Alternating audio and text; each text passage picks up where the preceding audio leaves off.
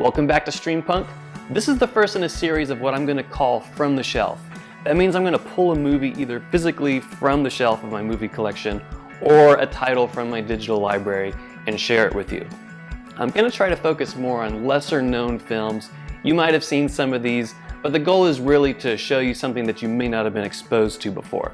So in this first installment, and for no particular reason, I'm going to pick the 2002 film Dog Soldiers. Now, this movie was directed by Neil Marshall, who's probably best known for directing The Descent. He's kind of become more of a TV director. He's done some Game of Thrones episodes, and the most recent film he did was the Hellboy reboot in 2019. But Dog Soldiers is kind of like where he got his start, where he really got his name out there, and then, within 3 years, he would release The Descent and really go on to more mainstream filmmaking. Now, personally, for me, Dog Soldiers is my favorite movie by this director. I'm sure filmmakers don't appreciate when people prefer their older movies to their newer work, but in this case, the film is just a wonderful blend of genres. It's got the military movie aspect to it, and then spoilers, it's also a werewolf movie. It's very similar to what he did later in The Descent, where it's a movie that if you just go into it blind, you don't necessarily know that it's going to turn into the type of movie that it actually is. So in the case of this film, you don't really know that werewolves are going to show up.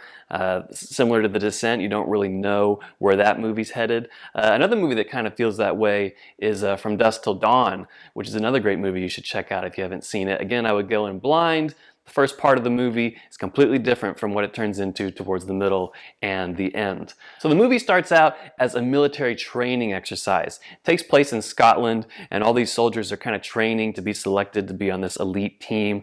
And it doesn't take long for them to realize that training is over and they're actually up against some real danger here. So the characters end up they're stuck out here in the woods sort of, and they wind up on this property. There's this girl who brings them to like her cottage sort of, and that's kind of like where they hole up against what will end up being a pack of werewolves after them. It's just a great blend of these two genres. There's a lot of action. It's a loud movie with all the gunfire and the explosions, and then there's like this great practical effect makeup going on with the werewolves. They're not CGI. They're kind of akin to the design in The Howling, if you've seen that film. Everything on screen has a real authentic feel to it because the practical effects used, the costumes are real, the ammunition, obviously there's not real bullets, but there's no CGI like muzzle flare or any of that kind of stuff. It's just a really gritty feeling movie. I love the tone, I love the atmosphere, and as the movie goes along, you really don't know what's going to happen. Like, who's going to survive? People are getting injured right and left. How are they possibly going to get out of this situation? There's some twists and turns and all sorts of surprises, and this is going to be a spoiler-free review because I want you to watch this movie without really knowing what's going on beyond the basic plot point. I think at this point, people who have at least heard of the movie know it's a werewolf movie, but even knowing that, there's plenty of surprises left to be experienced for the first time viewing it. Now, I own this movie on DVD. It's a steelbook. That's probably why I bought it. Scream Factory released it on blu-ray a few years ago, but it was a really controversial transfer. There was this whole story about the original film elements being lost, and then they kind of used an old negative or something, and I remember seeing screenshots of it and just being like, oh, I'd seen the movie before and I knew this is not what that movie looked like. Just really overblown and really saturated colors. It looked like a very different movie. So I elected to pick up a DVD copy because I wanted to preserve, even at a lower resolution, the look that I remember when I first saw the film. Now, since then, they've found, the negative, of course, and now there's even a 4K version of the film, I think, released overseas.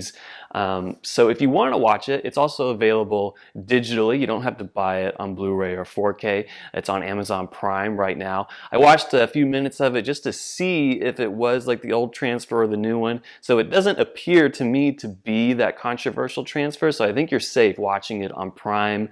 It's a movie that was shot on like, 16 millimeter or something. It was never like a great looking movie anyway. It's very dark and dingy, a lot of muted colors, a lot of grain. So this isn't a movie that's going to shine on any format particularly anyway.